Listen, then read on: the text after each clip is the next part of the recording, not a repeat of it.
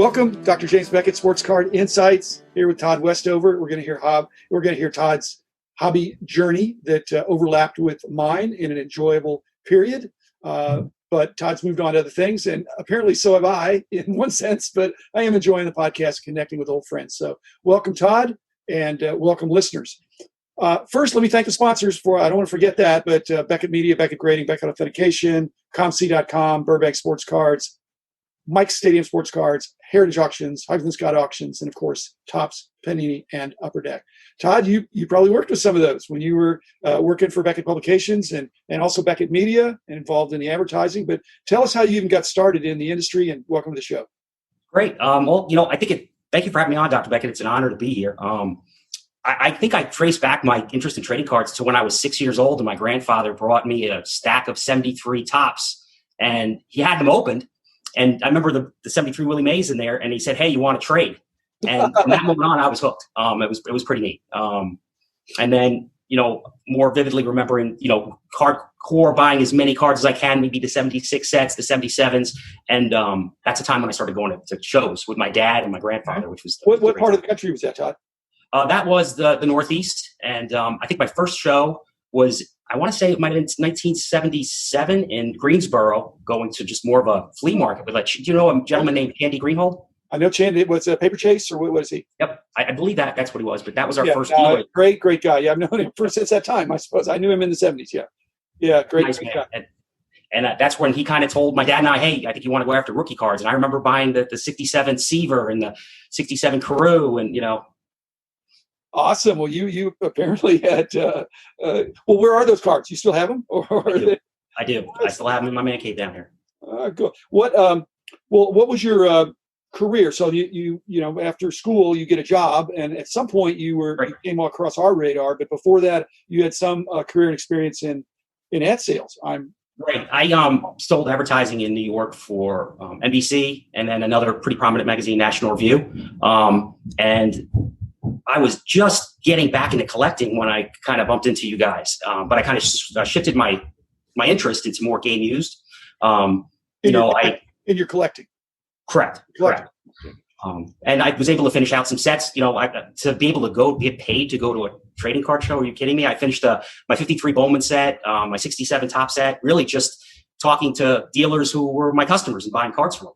So you were still getting into it before. Well, how did you come across our radar? Because we perhaps were looking for somebody. The challenge we had was finding somebody that was high integrity, sales motivated, but hobby knowledge, all that good stuff, and that was hard to find. And so, but how did we find you, or how did you find us back? There was a recruiter that called me and talked to me about coming. And when they said it was Beckett, I obviously knew what it was. And owned your first book, where I think your 52 manual was at $150 listed. That was my I turned back the clock, indeed. Yeah. And I had the pleasure of meeting Margaret Steele at a hotel in New York, because I guess you guys were in town. It was in December, and kind of hit it off and came down to Dallas to see if I fit, and stayed about a good 12 years. Well, you came down to Dallas to see if you fit, but you were probably, if not one of our first remote employees. Correct. I don't remember that you were ever permanently in Dallas. I don't remember you ever relocating to Dallas. No, you guys had me come down. Actually, I was hired based on, hey, if you want to take a chance, we're going to give you 2 months down here, and if you work out, we'll let you move to Michigan. And kind of, if not, if you want to take the chance, let's see what happens. And I did. You guys were great with me. I really, really enjoyed it. Well, at some point, I sold the company when you were not been there that long, I don't think, and then you stayed around for a while, which speaks to your excellence. But were you doing this? So again, you're going to shows. Yep. I thought you were doing non-hobby in the beginning. I was doing both, actually. Less indigenous than the card companies. I thought somebody else had the card companies. Correct. At first, that's how it was. I was going after like the video game companies and things like that, the leagues. So I was able to get to shows and doing maybe some of the auction houses as well, if I recall. Were they? What were the tough nuts to crack? Because we, like you said, we had really good name recognition within people that were into this hobby, but those that weren't, did you have any uphill struggles, or was it low hanging? I was able to get Mr. Mint to advertise for this, so that was huge, and that took a couple of years. But a lot of the other dealers, Dr. Beckett, they really, most of them really admired you, and it was easy to talk to people to use your last name. Todd from Beckett Media. They were quite interested in speaking and seeing. Some did business with us and some didn't. I didn't really try to be too pushy, but more tactfully persistent with people. And it worked out. Well, we had, I was wondering, we had a certain corporate culture, and did you feel like some of the corporate culture that we had that was a little bit restrictive? And because we didn't just take on all comers for advertising, we had certain categories that we really didn't want because we thought we had a nice mix of men and boys, a few women in there, but mainly some impressionable youth. So did you feel restricted, or did you feel like you had I remember Margaret Steele and I talking about, hey, do we even think about taking tobacco advertising, because that just doesn't seem like it's a good thing. And we both agreed it probably wasn't. I know after you sold the company, online gambling was pretty big, and the folks that owned the company at that time, they didn't have a problem with us doing business there. Was there, because again, I've always thought about this, and you might have a good perspective on this, is that, in the very early days, we had a really small staff, and I'm talking like in the 80s, and it was mainly me as the visibility of the company. And then in the 90s and in the early 2000s, we had a dedicated team, outstanding people that were out there. And so it obviously wasn't just me. But then you were there before and after when I wasn't even there. So in the 2000s, I was being more of an executive, but I was out there some. But after 2005, when I sold the company, did that change the way you pitch things? Because it was no longer personified in that it was, an individually owned company. It had more of a corporate feel. Did that happen? I felt like when you owned the company, it was more of a family feel. If you bought in and took the business as serious as you did, you were treated very well. I really enjoyed it. The folks, I remember listening to your podcast, and when you sold the company, the gentleman that ran it, Peter Goodmanson, he was a great person. He really treated people well. And I think he was under some pressures from other people that own the company to try to drive us in the right direction, but he always kept integrity and treated people quite decently. But it was a little bit different. I was making money for somebody rather than maybe doing something that I was passionate about and working with.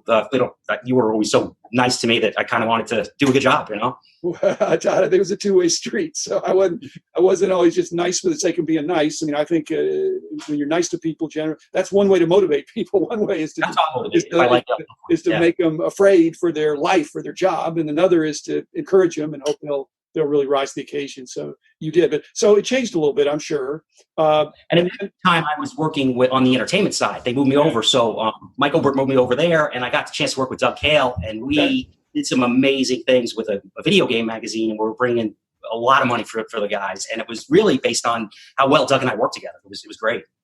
Well, Doug was extremely versatile, and so I think that, and he actually had some entrepreneurial mindset, I think, as well, from being his own boss. He worked for other people, but he'd also done some of his own stuff. So pretty unique guy. And, in the old, nowadays publishing is not as hot as it was, but the difficulty was marrying up the editorial side and the advertising side so that you kept the integrity, but you were able to have appropriate relationships with advertisers. And it sounded like the fact that you all clicked, and again, that was red hot, the entertainment area back in those days as well. In fact, when baseball had the strike and dipped a little bit, that was. But now, in your game used, I thought you were mainly doing game used jerseys more than jersey cards or relic cards. Correct. No, I'm more into the game used jerseys, bats, game used gloves, and players from the intact. Right. So once it gets on a card, it's a smidgen. It's just a little tiny piece. Right. But you have your own collection of jerseys. And do you make a big deal between player worn or game worn or event worn, or you just how do you keep track of that? And is that important to you? Well, basically, I'm more into the older jerseys where traditionally they were only issued 2 sets of each home and roads, and game used of players from the 70s and 80s that I admired as a kid. A lot of Yankees, George Brett, Pete Rose, guys like that. Do you get them authenticated, or do you have enough knowledge that you kind of know, or you know? No. I personally have some authenticated. A lot of them come from auctions. Others, I've done my own research where I know collectors that are super collectors for one team. So, for instance, there's a guy that knows everything about the Phillies. So I have a Mike Schmidt jersey that I sent to him, and he looked at it and said, "Hey, this is great," and that's enough for me. What? So when you were out, working for our company, in the different regimes. Were there any surprising yeses or surprising nos when you were selling these ads? I mean, some of them seem. I always thought we had some slam dunks that we never consummated, and then we had some Hail Marys that came through. Did you have those experiences? Yeah, I think I did. I think I had some companies that were like sneakers. I remember Reebok, and we got Nike in, and we never thought we would.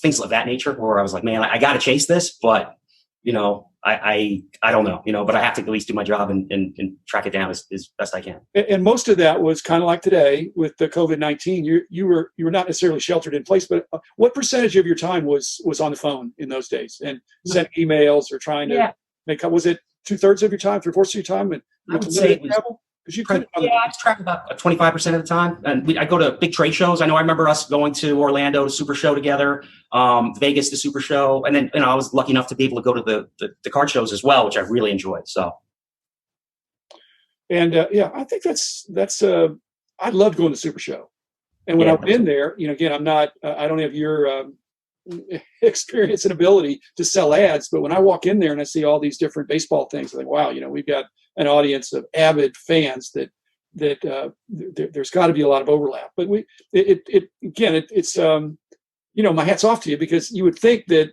when we had a lot of circulation, that it would just be, hey, here we are, why don't you get an ad? There really had to be some salesmanship, and I know you brought that to it. And one of the things I remember Mike Obert telling me is that I think when you had your largest circulation, you used to put art in the magazine. I remember that, and some of the pieces were in your office. I remember, or the lobby. I remember that Roger Maris painting, which was one of my favorites. And I can't imagine the money you turned down then, just because of the reach that you had with the magazine. Well, like you said, we're pretty restrictive on our ads. We wanted to protect, again, anything that's indigenous or, but and again, that's the beauty of, we're almost out of time, but the beauty of our team hiring you is that you understood it. You understood because you were like a reader, like a subscriber or a dealer. You kind of understood the industry to think, this won't really fit with our magazines. Our readers wouldn't want this, because even if somebody's paying you for a page in the magazine, if it's something that's a turnoff or not healthy or appropriate, you're short-term getting money, but you're not. It's not what the readers want. And so I think so I'm glad we would have had conflict if you'd have said, hey, I want to do some of this, that, or the other, and it. But again, putting ourselves in the shoes or the seat of the reader, of the collector, I think that was a big part of our success. And the ads were, thanks for your service. Todd, let's do another episode. But again, thanks, listeners. We'll be back again tomorrow with another episode. And I'm gonna now that I've reconnected with Todd, we'll do another episode in the coming days or so, dealing with some more advertising stories, because that was something that most people didn't know about was going on behind the scenes. So, thanks, listeners. Thanks, Todd. Thanks, everybody. Be back again tomorrow.